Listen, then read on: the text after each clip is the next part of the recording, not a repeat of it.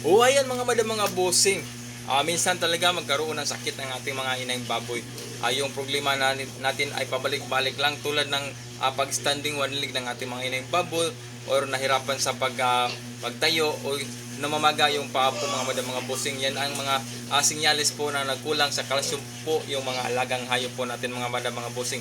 Hindi lang sa baboy kundi pati sa lahat ng klaseng hayop po mga madam mga bossing. Sa ganyang sakit po mga madam mga bossing, ang ginamit ko po ay ito lang pong CBG po mga madam mga bossing. Mabisa po ito sa mga ganyang klaseng sakit po mga madam mga bossing. Dahil ang ating CBG ay calcium boroclonate na po. At hindi lang po mga madam mga bossing, hindi lang sa nagkulang ng calcium ang kayang pagalingin ng ating CBG, kundi pati yung mga milk fiber o yung namamaga yung didi ng ating ng baboy na bago panganak pa lang or naninigas ay talagang hindi yan magpadidi dahil masakit po yan mga madam mga bossing.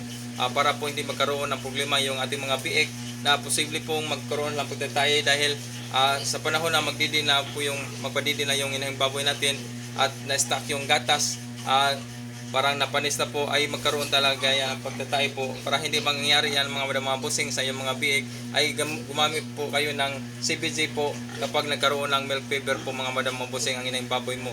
Yung mga sinyalis ng milk fever, yung sinasabi ko yung nanigas yung didi po mga bossing. Yan po mga mga bossing. Sikreto po para hindi po magkaroon ng problema yung mga bagong panganak po mga bossing na inahin po. CBG po mga mga bossing.